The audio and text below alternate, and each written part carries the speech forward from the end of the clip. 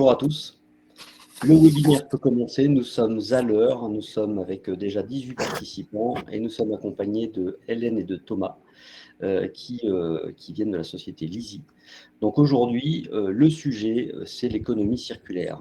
Donc l'économie circulaire, on entend souvent parler de ce terme-là, sans souvent savoir ce que c'est. Donc juste pour planter le décor, hein, l'économie circulaire, on la compare, on l'oppose à l'économie linéaire qui consiste à extraire, produire et jeter. Donc là, dans l'économie circulaire, on éco-conçoit les produits et on s'assure qu'il y ait des boucles pour éviter d'avoir des déchets, de manière à toujours pouvoir éviter de la pollution, quelle qu'elle soit, et en tous les cas la réduire. Et surtout, on parle de nouveaux modes de consommation pour les consommateurs qui changent la manière dont on gère sa logistique, et c'est bien ce qui nous intéresse aujourd'hui.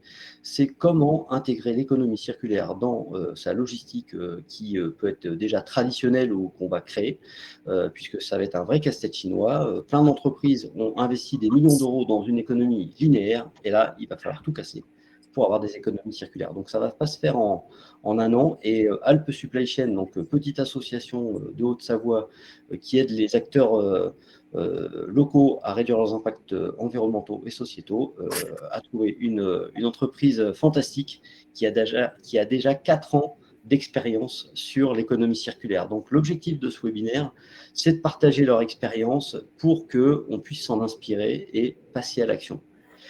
Donc, Hélène et Thomas, je vais vous laisser vous présenter. Alors, je précise pourquoi Thomas est là, il n'était pas prévu. Mais Thomas, c'est le backup d'Hélène, parce qu'Hélène a eu une extinction de voix et potentiellement, elle peut rechuter. Donc, Thomas est là pour aider au cas où on est plus trop, parce que moi, je ne connais pas le sujet, donc je vais pouvoir meubler, mais pas parler du sujet. Donc voilà, il est possible qu'Hélène, à un moment, baisse un peu le ton de sa voix.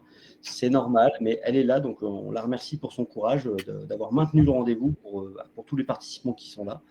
Et donc Thomas est le backup. Donc je vous laisse vous présenter, vous pouvez partager votre écran et nous parler donc de l'économie circulaire dans la logistique. C'est à vous. Très bien, merci Jean-Baptiste et bonjour à tous les participants qui sont avec nous aujourd'hui.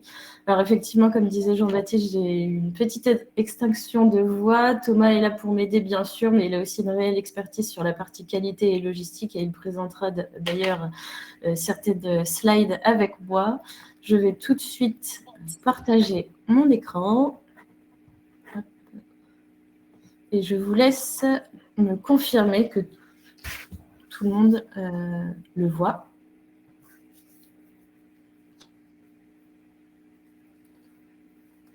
C'est OK. C'est OK, super. Alors, tout simplement, je vais vous présenter un petit peu le sommaire de ce qu'on va voir aujourd'hui dans les 45 minutes environ que nous avons ensemble. Tout d'abord, une présentation de moi et de Thomas, mais également de l'entreprise dans laquelle on travaille et dont le cœur de métier est l'économie circulaire et effectivement qui légitime aussi notre participation et la présentation de ce webinaire aujourd'hui. Ensuite, je vous donnerai un petit peu plus de contexte.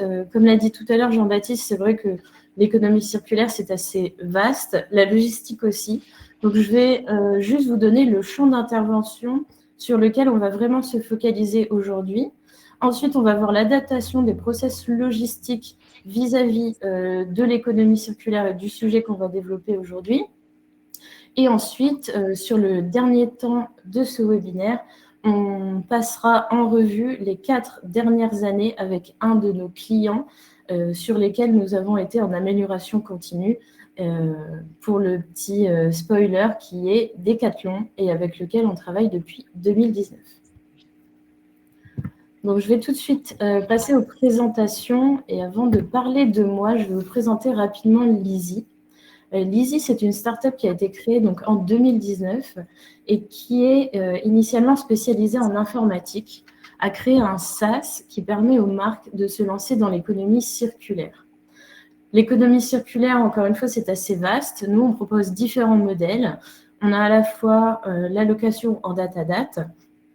Par exemple, je loue une torte du 1er juillet au 10 juillet. La location par abonnement, où je peux louer au mois par mois, ou la location en souscription flexible, qui est de dire je vais louer le premier mois et après le premier mois, je pourrai rendre mes articles quand je le souhaite. On travaille aussi avec de grands acteurs du retail sur la seconde main, tant côté reprise que côté revente. Et concrètement, qu'est-ce qu'on propose en termes d'informatique? Donc, un site internet en e-commerce en marque blanche, relié à un OMS qui va récupérer toutes les commandes qui sont passées sur le site. Et ensuite, on a la partie informatique pour les entrepôts, la logistique. Donc, il y a un WMS et un RMS combinés pour pouvoir gérer à la fois donc, la location, mais aussi la seconde main.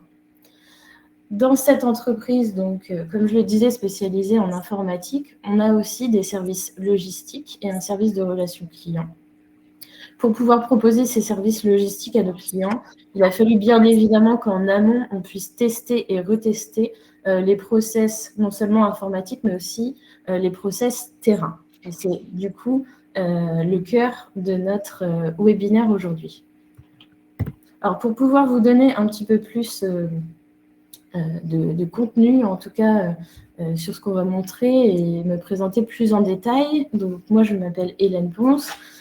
Pour parler un petit peu de mon background universitaire, donc j'ai travaillé dans le commerce international et les langues orientales. Et il y a 10 ans maintenant, déjà, je partais à Shanghai pour travailler, où j'ai pu à la fois gérer des projets de développement, mais aussi l'amélioration de process dans le domaine financier et commercial. Et en 2016, je suis rentrée en France où j'ai travaillé dans différentes TPE et startups, avec toujours pour mission phare l'amélioration des process digitaux en lien avec les process terrain. Je suis arrivée chez Elizy en juillet 2020, donc juste après le Covid, en tant que responsable des partenariats logistiques et de l'opérationnel, où ma mission principale était de mettre en place les process logistiques circulaires en entrepôt. À l'époque, nous avions un entrepôt partenaire. On en a aujourd'hui 7 en France, mais aussi en Europe, notamment en Angleterre et en Espagne. Et une des projections qu'on a sur les années à venir, c'est évidemment d'avoir des entrepôts un peu partout en Europe pour gérer les produits de nos clients. Aujourd'hui, je gère une équipe de 4 personnes, donc 2 personnes en logistique, dont Thomas, qui se présentera juste ensuite, et 2 personnes sur le service client. Et donc, je passe la main à Thomas pour sa présentation. Donc, merci Hélène. Bonjour à tous. Donc, moi, je me présente. Je suis Thomas Drago. Je suis responsable logistique et qualité au sein de la société Elizy. Donc, moi, après plusieurs années au sein de une entreprise de production, à savoir Stop Fonderie, pour certains qui connaissent, j'ai eu l'occasion, en fait, d'acquérir tout ce qui était rigueur et méthode de travail pour permettre l'augmentation de productivité. Voilà. Et donc, depuis 2 ans maintenant, j'ai rejoint Elizy et sa vision futuriste de la logistique.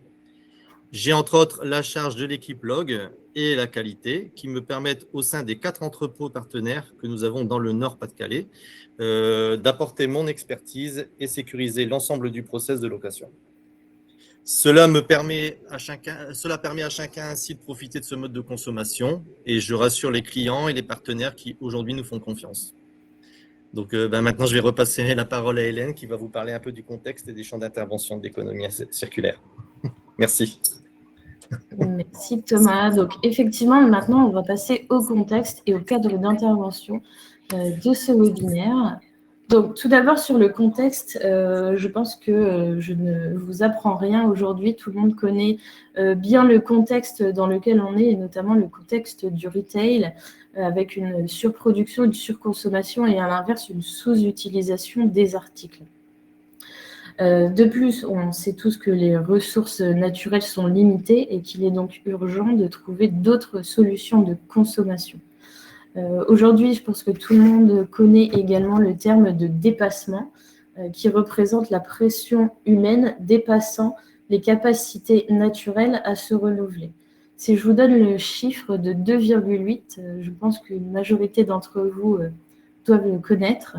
2,8, ce serait le nombre de planètes nécessaires si tout le monde vivait comme des Français.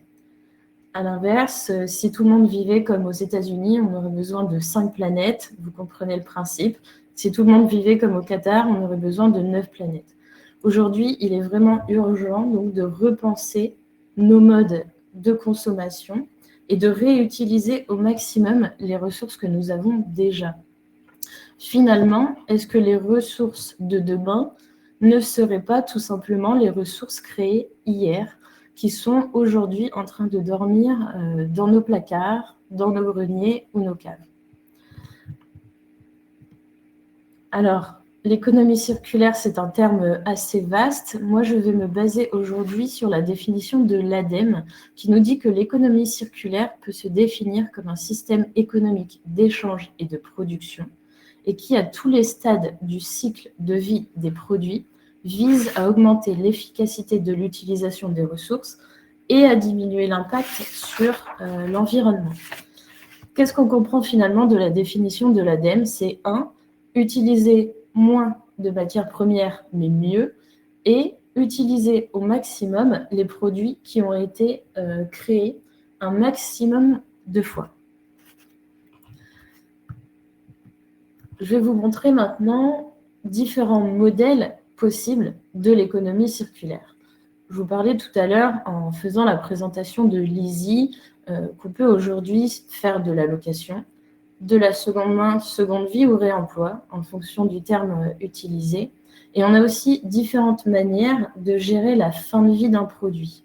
Alors, la destruction, c'était le cas de figure principal avant, mais on a aussi différentes manières aujourd'hui que sont le recyclage, l'upcyclage ou la réparation.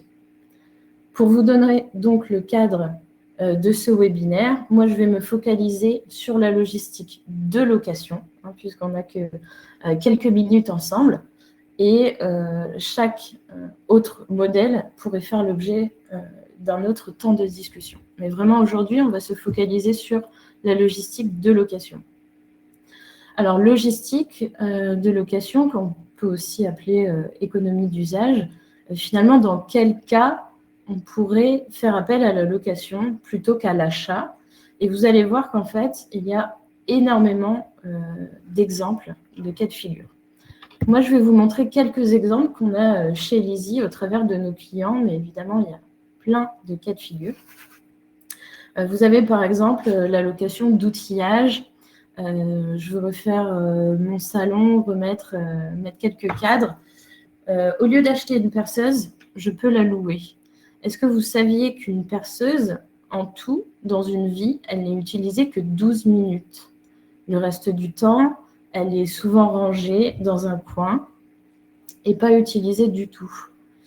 Pareil pour la location d'équipements pour enfants. On peut penser à un lit pour bébé qui va servir seulement quelques mois ou une année. Il y a aussi la location d'équipements de camping, de trek ou plus généralement de sport.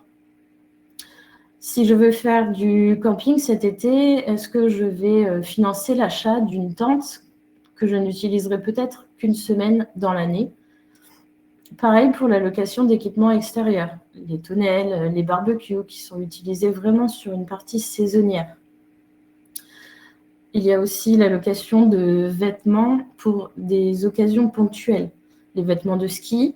Alors, peut-être que chez vous, dans les Alpes, vous les utilisez beaucoup plus que nous, en effet, mais souvent, tout de même utilisés sur une période ponctuelle. La location des robes de soirée, de la même manière.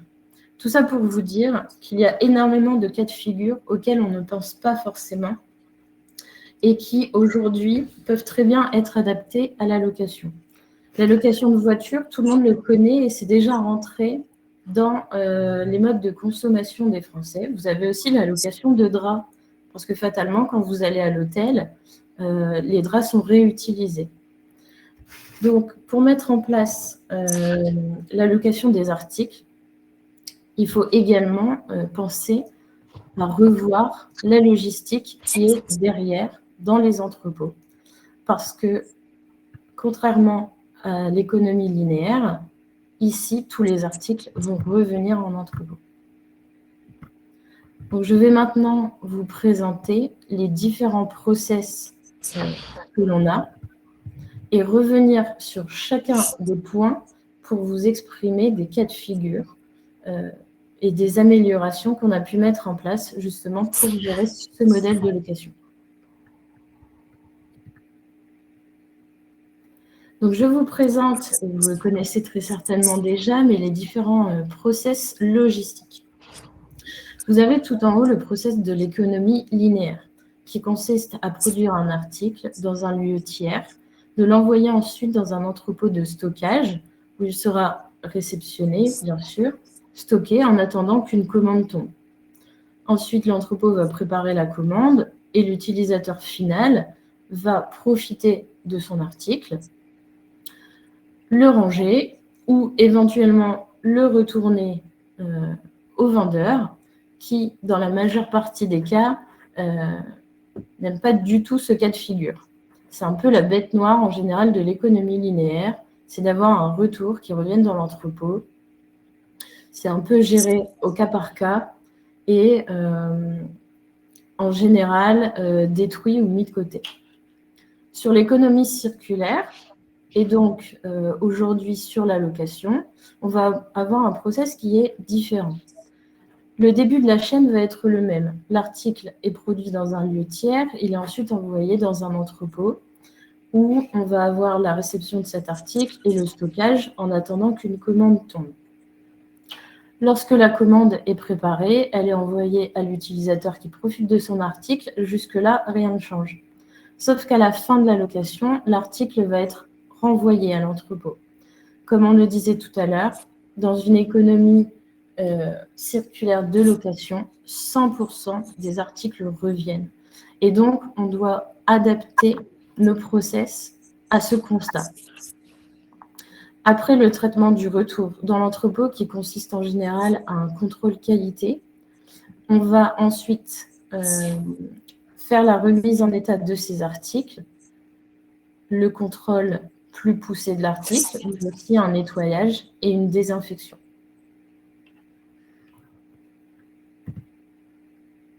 Je vous remets ici le process pour la location, puisque je vais vous proposer qu'on développe ensemble les 4 points principaux de ce process. Le premier, donc la réception des articles. Le deuxième, la préparation des commandes. Le traitement des retours en troisième point. Et en dernier point, ce sera vraiment notre focus, la remise en état des articles. Donc, sur la réception, et vous le connaissez aussi bien que moi, en logistique classique et linéaire, en général, on va réceptionner les articles à l'EAN ou au SKU en quantité importante qu'on va ensuite ranger. En location, on va réceptionner de manière différente.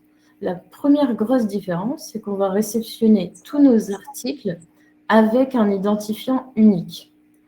D'une part, effectivement, c'est une manipulation qui est supplémentaire vis-à-vis de l'opérateur qui, normalement, ne fait pas cette étape. Ça nécessite de bien choisir l'identifiant unique qu'on va mettre sur les produits, parce qu'il doit durer dans le temps. Est-ce que mon identifiant va être un simple autocollant, une étiquette, un sticker? Est-ce qu'on va mettre un identifiant RFID?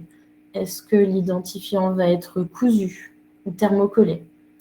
Aujourd'hui, on a plein d'options différentes en fonction du coût qu'on souhaite y mettre, en fonction des produits, de leur nature. Tout ça va permettre de suivre la vie du produit.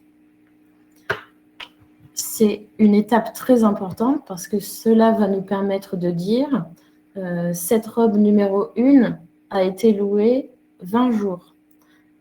Cette tente numéro 4 a été louée 50 fois, a passé 50 fois le contrôle qualité, a été nettoyée autant de fois, et ainsi de suite. Donc, c'est vraiment une étape cruciale que d'identifier nos produits de manière unique et qui représente donc la différence majeure avec la logistique classique. On va maintenant se pencher sur la préparation des commandes. Sur la préparation des commandes en logistique classique, on va avoir le picking, le packing et la génération du bordereau de transport pour ensuite envoyer notre colis. Sur la location, la base est la même. l'opérateur va aller réaliser son picking, chercher ses articles, faire son packing et générer le bordereau de transport. Les deux différences majeures ici que l'on va avoir. On va utiliser un packaging qui est réutilisable. Évidemment, il faut faire sens. Si on fait de la location pour être plus responsable vis-à-vis de l'environnement et des ressources, il faut aussi que le packaging soit en lien avec les valeurs qu'on diffuse. Aujourd'hui, les 3/4 de nos clients utilisent des packagings qui sont réutilisables et qui, du coup, reviennent au moment du retour, qui sont également vérifiés, contrôlés et nettoyés et qui peuvent repartir dans d'autres locations.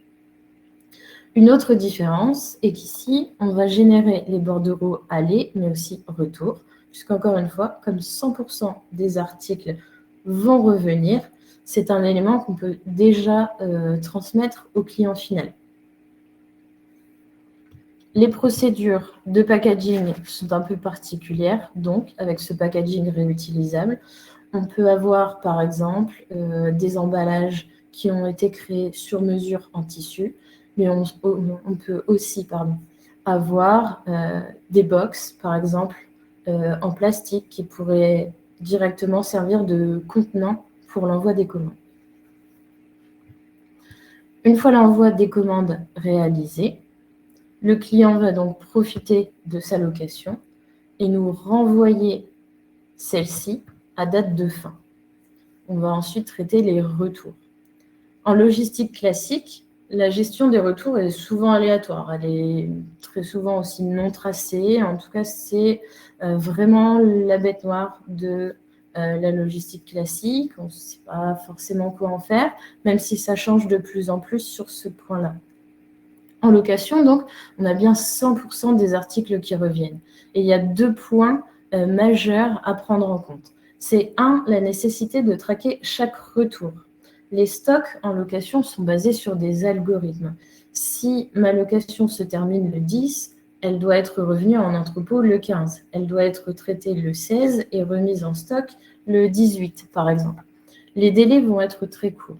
Donc, c'est nécessaire de pouvoir traquer chaque retour, à la fois le colis qui revient, mais aussi son contenu. Donc, absolument tous les articles qui vont être dans le colis vont être scannés, puisqu'on les a identifiés de manière unique.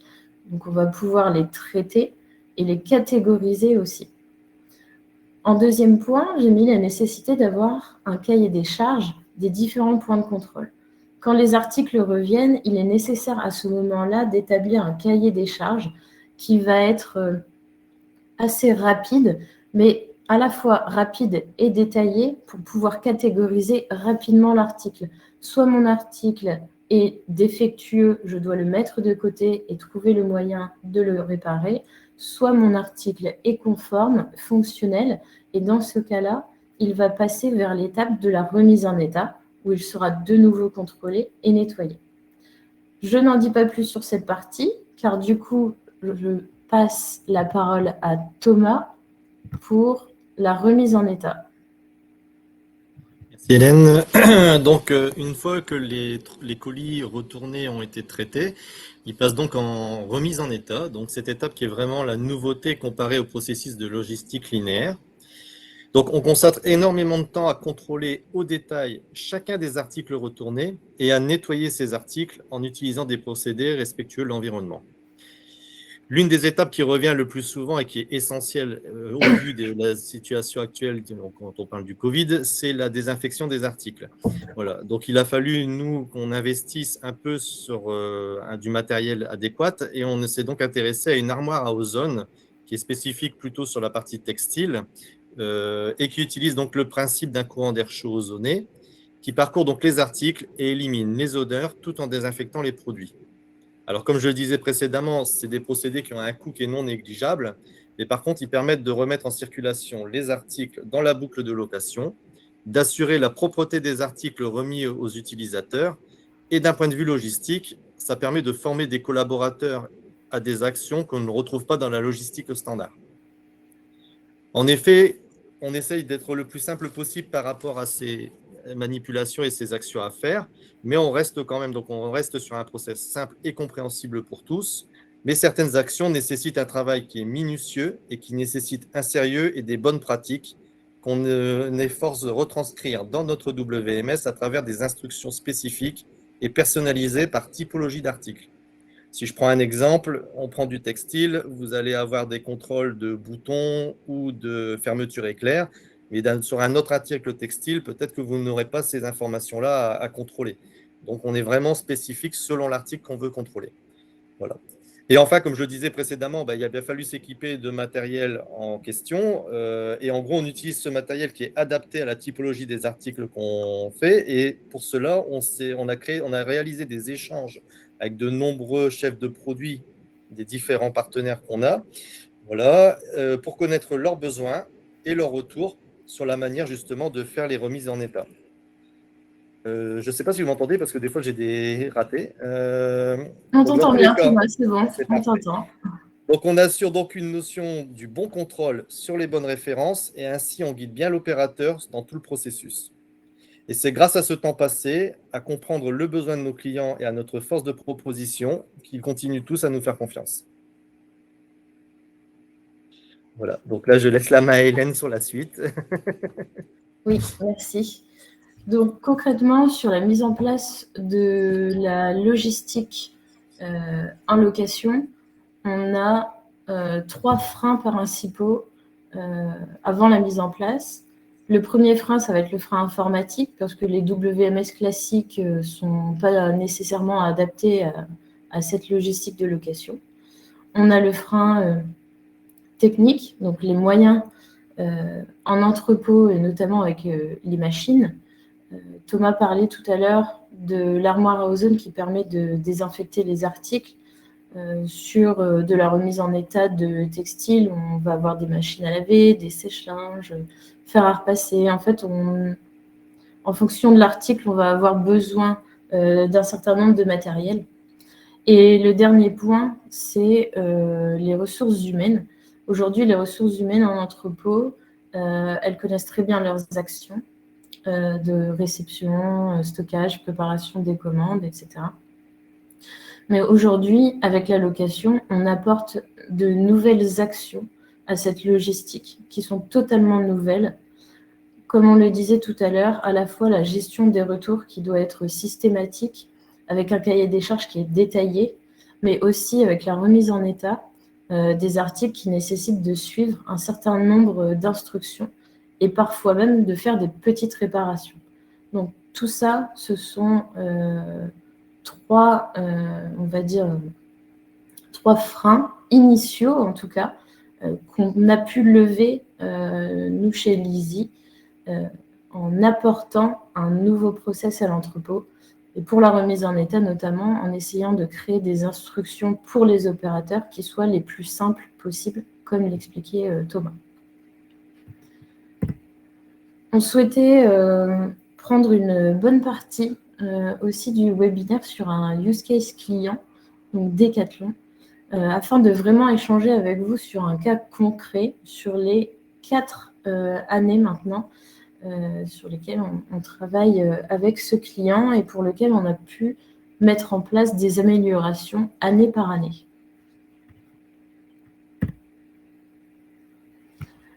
Donc, on va commencer par la première année, c'est année 1, mais c'est vraiment la V0, on va dire, de cette logistique de location. Nous, chez Lizzie, on avait déjà mis en place le process. Maintenant, il fallait le tester. Grandeur nature. Donc, sur l'année 1, Decathlon travaille avec nous sur la location de matériel de trek et de camping. Le catalogue est vaste. Les références sont vraiment multiples. On a à la fois des tentes 2 secondes que vous pouvez ouvrir facilement, mais on a aussi des tentes familiales à 5 ou 6 personnes. On a aussi des duvets, on a des couverts, on a des meubles de cuisine. On a vraiment un panel très, très varié d'articles. On a une livraison qui est disponible pour les clients finaux, à la fois en domicile et en point relais. À savoir que même si le sujet aujourd'hui n'est pas le transport, il il faut savoir que sur l'année 1, aucune solution particulière de transport n'avait été trouvée. Et donc, tous les envois de commandes s'effectuaient via une messagerie classique Chronopost Colissimo. Je reprends ensuite pour l'année 1 les 4 grands points qu'on a pu voir juste avant. Donc la réception à l'époque, en année 1, on est sur une identification unique de tous les articles avec un simple sticker. La préparation des commandes, elle aussi, elle est classique. Le packaging est réalisé dans un carton, donc tout ce qu'il y a de plus classique avec un scotch classique. La gestion des retours, elle est évidemment effectuée. On va bien traiter le colis et les articles qui sont dans ce colis retour, mais on n'a aucune catégorisation. Il n'y a pas de cahier des charges qui est clairement établi sur cette première année. On ouvre le colis, on regarde les articles, mais vous vous imaginez qu'au moment des retours, il est très difficile pour nous d'établir si une tente est endommagée ou non, sans même l'avoir montée. Donc à ce stade-là, on va juste indiquer dans notre outil qu'effectivement, cette commande X est bien revenue avec le bon nombre d'articles au retour. Ensuite, tous ces articles vont passer sur la remise en état. Bien sûr, on ne déroge pas à la règle, même en année 1, 100% des articles vont être contrôlés, remis en état, donc avec de la désinfection, du nettoyage. Pour les tentes, évidemment, on a dû prendre une surface suffisamment grande pour pouvoir toutes les ouvrir au retour et toutes les contrôler. Les instructions que nous avions dans notre outil à l'époque étaient assez succinctes. Vous avez une petite capture d'écran ici. Les instructions, donc on a un titre, par exemple vérification de la tente, montage de la tente, nettoyage du sol, aspiration, etc. Mais comme vous le voyez, c'est assez sommaire. Et les opérateurs n'ont pas nécessairement de formation au démarrage. Ils ont un tutoriel pour le montage de la tente, mais il n'y a pas de formation particulière pour les autres articles.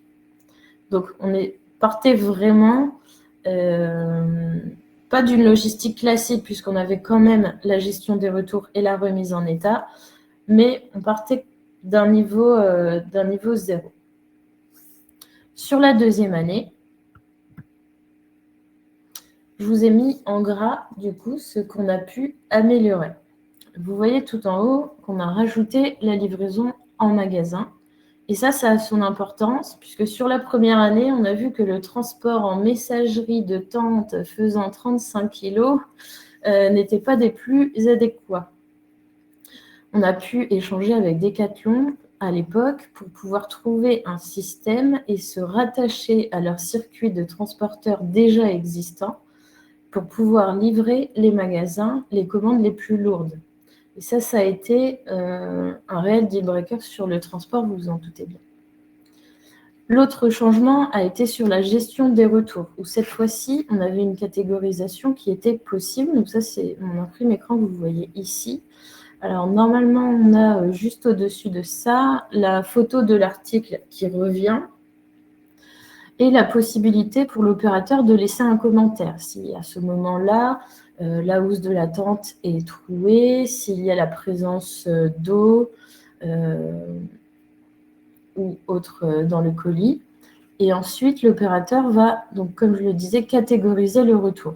Il y a 4 catégories possibles.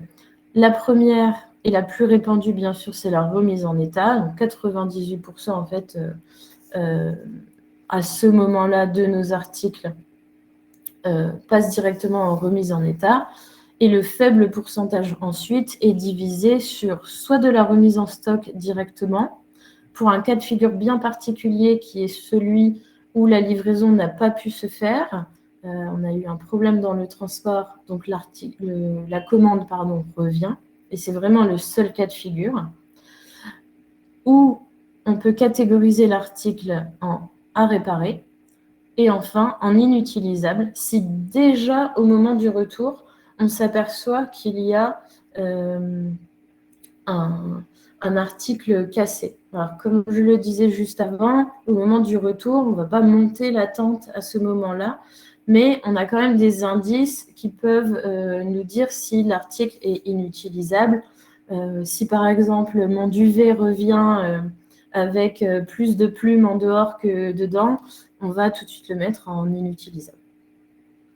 Et puis la dernière amélioration, on va dire, sur la remise en état, c'est que cette fois-ci, donc Decathlon en année 2 nous a fourni des pièces détachées, assez simples, mais qui pouvaient nous permettre de remettre en stock à peu près 10% de plus que sur l'année 1, et qui concernait notamment une tente qui était partie avec 12 sardines et qui est revenue seulement avec 10.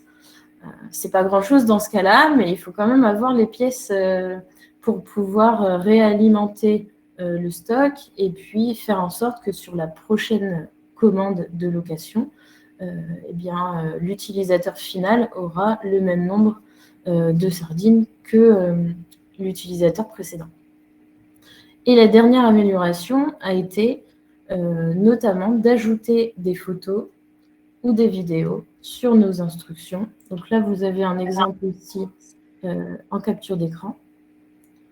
Ici, on est sur l'instruction numéro 4, qui est le nettoyage de la tente, après qu'elle soit montée. Et on a pour chaque étape un visuel qui permet vraiment d'accompagner l'opérateur dans l'exécution des différentes instructions. Et puis en année 3, Thomas m'a rejoint chez Lizzie avec tout son background qualité. Et du coup, on a mis encore en place de nouvelles choses. Et du coup, je vais lui laisser la parole pour qu'il puisse vous en parler. Merci. Donc, en gros, sur l'année 3, on n'a pas tellement changé sur la partie mode de location et de livraison. On est vraiment resté sur ce qui était acquis sur l'année 2. Voilà. On s'est surtout concentré sur les 3 grands axes d'amélioration, à savoir l'amélioration de l'identifiant unique. Donc, pour cela, la traçabilité des articles qui nous est confiée utilise cette identification unique et on s'est vraiment concentré sur l'améliorer et on est parti pour cela sur du thermocollable. Voilà, parce que celui-ci résiste aux aléas des utilisateurs et surtout, il évite de remplacer régulièrement nos étiquettes autocollantes qu'on pouvait vivre l'année précédente parce que dès le premier passage, des fois, les codes barres n'étaient plus très lisibles et donc on avait pas mal de soucis avec ça. Voilà. Donc, l'avantage aussi de ces identifiants uniques thermocollables, c'est qu'ils sont de différentes tailles et on en a certains qui sont justement adaptés à qui sont dans tous les cas adaptés à nos articles, qui peuvent rester très discrets et qui sont faciles à poser. Donc, il n'y a pas besoin d'une formation particulière. Et surtout, ça ne se détériore pas avec le nettoyage, avec le lavage ou avec l'utilisation lambda. Voilà. Après, le deuxième axe sur lequel on s'est intéressé, c'est au niveau du poste de préparation de commande. Une préparation de commande standard prend du temps. On a la préparation du carton, l'emballage. Il faut en plus adapter les cartons en fonction des tailles, scotcher. Enfin voilà, il y a pas mal de manipulations. Et en fait, avec l'aide de Decathlon, on s'est mis à proposer des emballages réutilisables qui sont adaptés justement à la typologie des articles qui nous sont confiés. Donc, on était plutôt sur des sacs de sport ou des caisses repliables. Voilà, pour l'envoi des commandes. Et enfin, on a facilité la préparation automatiquement en gain de temps, donc nécessairement plus de rapidité pour la préparation des commandes. Et on a limité l'utilisation des consommables. Et donc, on a limité également la création des déchets. Voilà. Donc, de plus, ces emballages étaient traçables à la commande et donnaient une valeur ajoutée à la qualité de prestation de service qu'on pouvait fournir aux clients. Et enfin, le dernier point qui s'est amélioré sur cette 3e année, c'est qu'on s'est focalisé sur la réparabilité des articles lors des retours de location. Donc, on a la chance l'année précédente de pouvoir catégoriser systématiquement les produits en fonction de leur état. Voilà. Et donc, contrairement aux années précédentes où on avait tendance à les mettre sur le côté en mode c'est défectueux, on ne peut rien faire parce qu'on a soit pas. Parce que quand on avait des pièces détachées, on pouvait simplement combler si, par exemple, il manquait une sardine. Mais par contre, ça ne pouvait pas aller plus loin que ça. Là, cette année, grâce à Decathlon, qui a participé à former justement nos opérateurs sur des actions basiques de réparation qui ne nécessitent pas nécessairement de matériel lourd, on a pu justement remplacer, réparer des articles comme par exemple changer des sols de tente, voilà, ou remplacer des arceaux de tente, ce qui permet nécessairement de renvoyer ces articles en location, et on a fait quasiment 30% de produits en plus réparés et remis à disposition pour la location. Voilà. Ces réparations, comme je disais, ouais, donc on réparait 30%.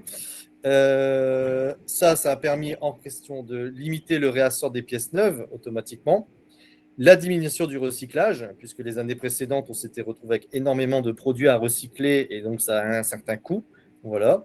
Et la disponibilité de ces articles pour les commandes, au niveau rapidité, ça a permis aussi de faire tourner plus rapidement et d'alimenter nos commandes et de ne pas avoir donc de rupture pour les clients finaux.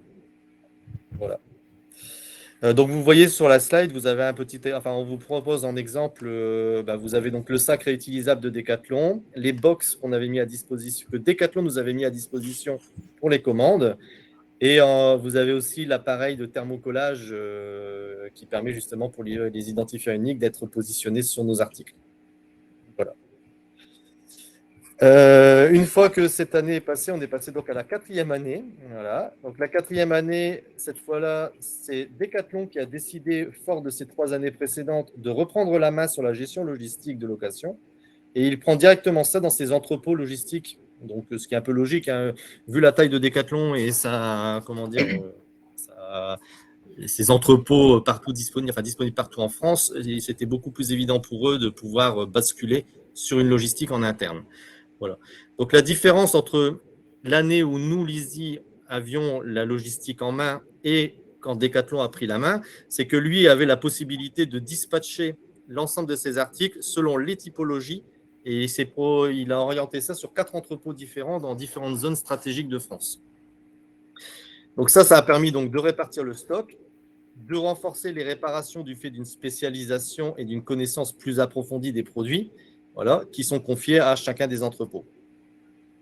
De notre côté, en ayant bien fourni en information le RMS avec les instructions de réparation et de nettoyage, il a juste fallu former les opérateurs sur les entrepôts, et de leur côté, eux ont pu amener leur expérience personnelle pour continuer à alimenter notre RMS WMS. Voilà.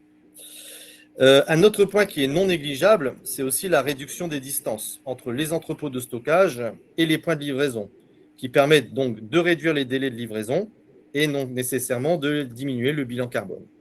Ce sont donc des points non négligeables dans le combat au quotidien pour l'amélioration de l'environnement. Donc, ce fut donc un bel échange et une expérience commune à grande échelle. Je te redonne la main, Hélène, si tu as d'autres choses à rajouter. Ça marche, merci Thomas. Donc là, sur ce use case, on vous a vraiment présenté les améliorations majeures, hein, évidemment. On en a eu beaucoup plus. Une auquel je pense, par exemple, c'est en année 1, la possibilité pour l'utilisateur final de louer autant d'articles qu'il le souhaite, et du coup d'avoir des commandes avec une vingtaine de colis, parce que pour un mariage, l'utilisateur final avait loué 15 tentes familiales. Donc, une des améliorations aussi, ça a été de pouvoir quantifier les volumes maximaux des commandes et de se dire que dans chaque commande, on avait du coup des quantités maximum par article, par référence. Voilà, c'est une autre amélioration auquel je pense, mais on en a eu du coup pas mal au cours de ces 4 années, et j'espère que du coup vous avez une vision un peu plus concrète de ce qu'on a pu mettre en place. Et pour résumer, du coup, sur la logistique de location, donc 4 points sont vraiment à repenser dans les entrepôts. Donc la manière de réceptionner les articles pour que la réception soit adaptée aux produits, et aussi que l'identification unique puisse vraiment tenir dans le temps, puisque c'est là tout l'enjeu, c'est de pouvoir ensuite suivre la vie des produits. Repenser la préparation des commandes avec notamment un emballage réutilisable et la possibilité de générer un bordereau aller, mais aussi retour. Le traitement des retours, donc, qui est très important puisqu'il sera systématique. Et enfin, la remise en état de tous les articles avec un contrôle qualité, un nettoyage, une désinfection adaptée aux produits et de manière générale, de repenser aussi les actions faites par les ressources humaines en entrepôt. Je vous remercie pour votre attention et il nous reste du coup 10 minutes pour vos questions. Parfait, c'est impressionnant, Hélène, hein. Moi, je suis un professionnel de la logistique comme beaucoup d'invités aujourd'hui et je suis étonné par votre retour d'expérience dans le sens où il est structuré, il permet vraiment de pouvoir se projeter dans une future économie circulaire et en plus, il est couplé de l'amélioration continue qui montre que sans cesse, vous avez essayé d'optimiser autant pour gagner sur les coûts que pour apporter du service au client, donc potentiellement le fidéliser, maximiser les coûts de revient pour une location, comme une voiture. Il faut que la voiture soit le plus longtemps possible disponible pour le consommateur, tout en étant super propre, nickel.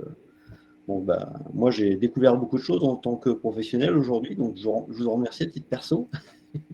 Et puis, nos participants ont aussi posé des questions très intéressantes. Oui. On a une question de volumétrie qui est apparue. Un de nos adhérents nous parle de quelles sont les volumétries. On a compris qu'il y a plein de produits différents.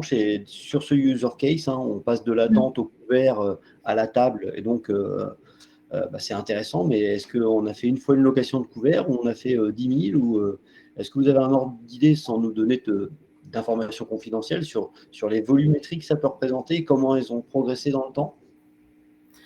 Oui, tout à fait. Alors, en année 1, on avait à peu près 2000 produits en stock, là où en dernière année, on était à 10 000 produits, avec des références qui ont été vraiment variées, à la fois donc, sur les profondeurs de stock, mais aussi sur les références. Là où en année 1, par exemple, on proposait jusqu'à la tente familiale 5 personnes. En année 4, on peut aller jusqu'à la 8 personnes, par exemple. Mais aussi la diversification des sports, puisqu'en année 3, par exemple, on a intégré les sports d'eau avec les kayaks gonflables, les pagaies. Ça a été très intéressant de vivre tout ça en entrepôt avec Thomas et son équipe. Donc, on a une belle volumétrie qui a augmenté. Et au niveau des commandes en tant que telles, donc sur la forte saison, on va dire, entre avril et septembre, on avait entre 50 et 70 commandes par jour en semaine. Donc, de très beaux volumes. Effectivement, c'est tout ça qui n'est pas consommé et jeté, qui est réutilisé. Donc, effectivement, c'est impressionnant parce qu'il faut s'imaginer que 50 à 70 retours par jour sur une gamme de 2000 à 10 000 produits, si j'ai bien noté, il faut déclencher le bon mode de vérification et le bon mode de remise en état. Comment vous faites pour avoir autant de modularité? Alors, on a surtout un algorithme qui prend en charge la gestion du stock prévisionnel, puisque quand on est sur de la location, moi, je peux très bien aller sur le site de Decathlon aujourd'hui pour louer au mois de juillet, dans 2 mois, dans 3 mois. Sauf que mon article qui est loué pour le mois de juillet va avoir fait plusieurs rotations entre-temps, va potentiellement aussi être défectueux entre-temps. Et du coup, on a dû mettre en place un algorithme particulier pour suivre ces prévisions avec notamment des buffers qui nous permettent d'avoir un stock de sécurité pour pallier à ces aléas en fonction du pourcentage de défectueux qu'on a chaque année et qui du coup est remis à jour chaque année. Et à l'inverse, de notre côté, on avait la possibilité au niveau du nettoyage de voir le besoin aux préparations de commandes et donc d'anticiper le besoin et de prioriser certains articles au nettoyage plutôt que d'autres. Voilà. Parce que pour vous donner une idée, au niveau des retours, on était plutôt sur du 800 retours par semaine à traiter. Et sur ces 800, il y avait nécessairement un besoin important pour les préparations de commandes. Tout à fait, oui. Il y a les entrées et les sorties, quoi. C'est ça. C'est ça. Il faut gérer vraiment toute la boucle. Donc, comme le disait Thomas, si on avait une rupture de stock pour une préparation de commande, on pouvait aller voir la zone remise en état et dire à nos équipes, là par contre, la priorité, elle est sur les tentes de personnes parce qu'il nous en manque autant. Et ça nous permettait aussi de fluidifier, tout du moins sur les 2 premières années, puisqu'on n'avait pas, au démarrage, encore une fois, de solution réelle de réparation. D'accord, bah justement, on a une question à ce sujet. Alors, si vous n'aviez pas la solution de réparation, qu'est-ce qu'on fait? On le met de côté, vous le renvoyez à votre client pour que lui fasse la réparation et que ça revienne, ou c'est jeté? Quelle est sa destination finale? Et comment faisiez-vous au moment du ramp-up, de la montée en puissance, où bah, on n'a pas forcément de solution, on, on constate? Oui, alors effectivement, au début, on n'avait pas de solution de réparation. Par contre, pour nous, le mot destruction, il est banni.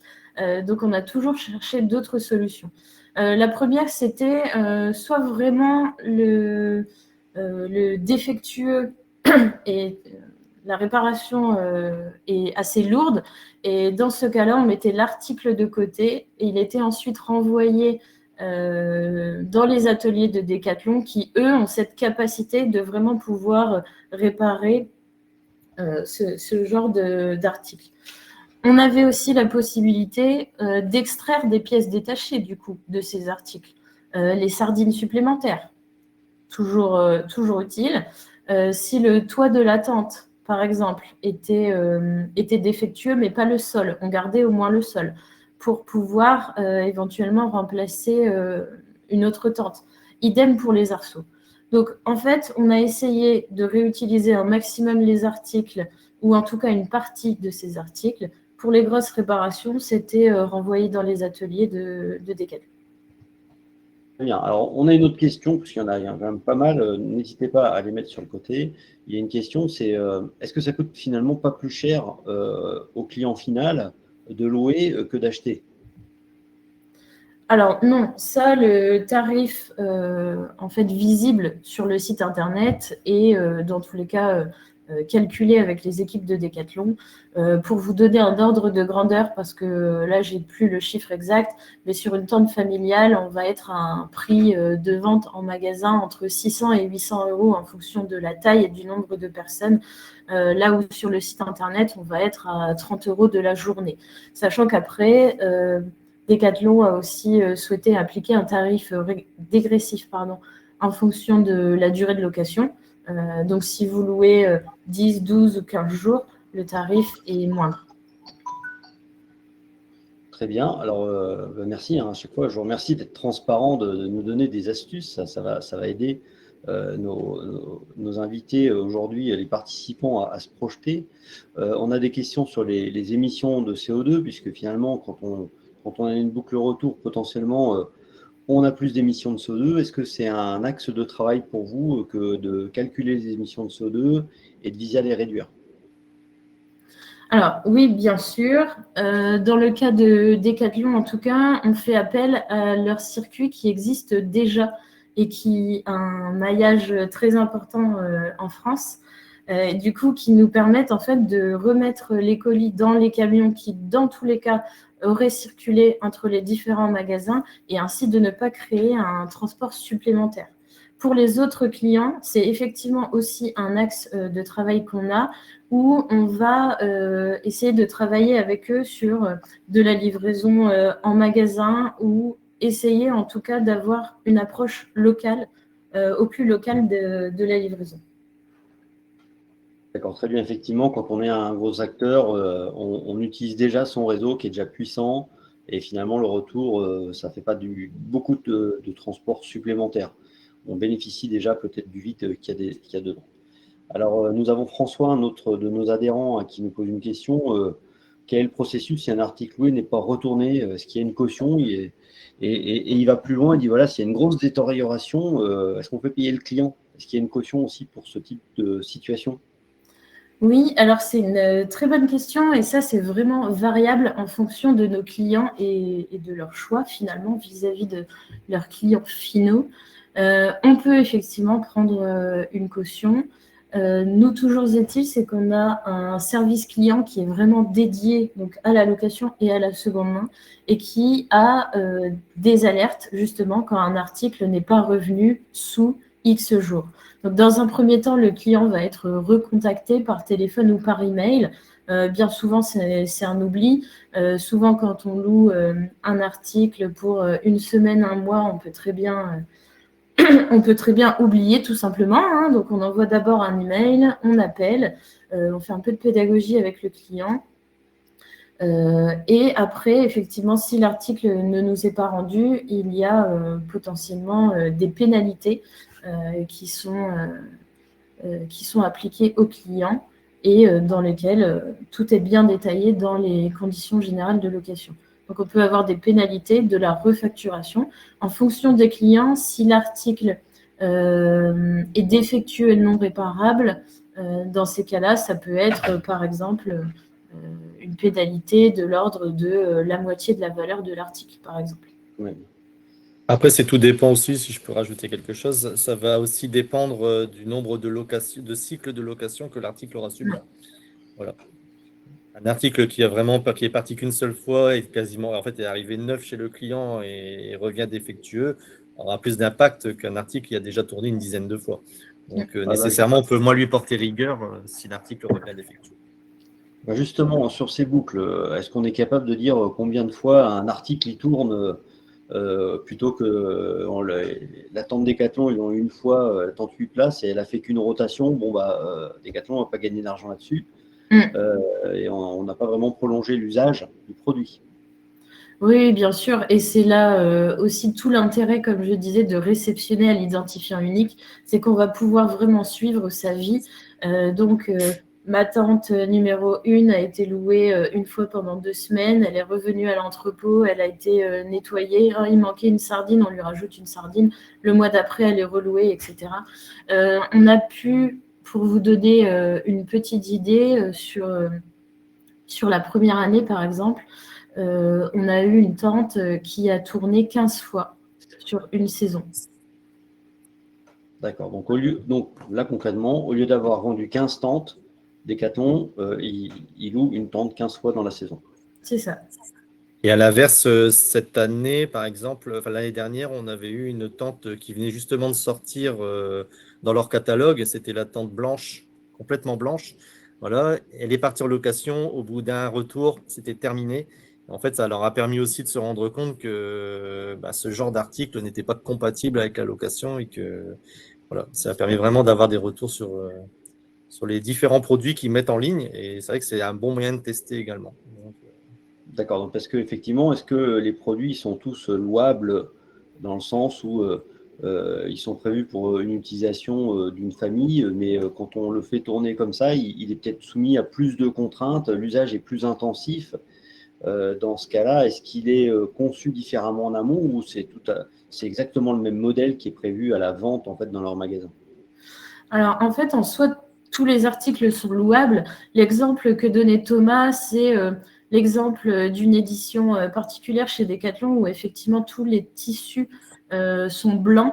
En soi, la fonctionnalité de l'article est toujours bonne et elle peut toujours effectuer ses locations. Mais vous vous imaginez en étant l'utilisateur d'une tente qui a déjà tourné 20 fois, qui est blanche et qui du coup est plutôt marron que blanche. En fait, l'utilisateur final va du coup se sentir déçu face à la location qu'il a eue. Donc, c'est plutôt un frein ici psychologique que fonctionnel, parce qu'en soi, les tentes dont parlait Thomas n'ont pas eu un pourcentage de défectueux plus élevé que les autres. C'est vraiment juste ici le frein vis-à-vis des utilisateurs. Bon, c'est parfait. Je pense que nous sommes arrivés à la fin de ce webinaire, au terme. Qu'est-ce que c'était intéressant et je vous remercie beaucoup pour votre transparence, pour nous avoir partagé cette expertise, puisque ça devient d'ores et déjà beaucoup plus concret. notamment pour les professionnels de la logistique qui étaient aujourd'hui et pour ceux qui étaient un peu plus novices, pour se projeter dans de nouveaux modèles. Et donc, si j'ai bien compris, quand on ne peut pas le faire soi-même, vous pouvez le faire à la place des participants. C'est-à-dire quelqu'un qui voudrait se lancer dans la logistique et dans l'économie circulaire, autant commencer avec vous. C'est ça, tout à fait. On est disponible pour aider toute personne qui souhaite se lancer sur l'économie circulaire avec plaisir. Aujourd'hui, on a évoqué du coup la location, mais on travaille aussi sur la seconde main et sur plein d'autres projets. Donc, on serait ravis d'en discuter plus longuement avec qui le souhaite. Eh bien, moi, j'en serais ravi. J'espère qu'on pourra programmer un webinaire sur l'autre partie de la logistique que vous avez évoquée. Je vous remercie beaucoup. On en parlera en off. Encore merci aussi pour les questions. On a eu énormément de questions. Alors, j'ai filtré un petit peu. Ne m'en voulez pas. J'ai juste essayé que ça soit suffisamment exploitable. On finit à 17h04. Donc, on a bien utilisé cette heure. Merci beaucoup, Hélène. Merci beaucoup, Thomas. J'invite ceux qui le souhaitent à revoir ce webinaire qui sera sur notre chaîne YouTube, à venir voir nos événements, à devenir adhérents, à devenir partenaires et puis à contacter bien évidemment Hélène et Thomas s'ils ont des questions. Ils sont sur leur profil LinkedIn est disponible et vous le retrouverez aussi à la fin du document que nous allons partager avec nos adhérents. Et je vous souhaite à tous une très bonne journée, une très belle fin de journée. Merci beaucoup. Merci. Et merci à tous pour votre participation. Bonne fin de journée. Merci, au revoir. Au revoir. Au revoir.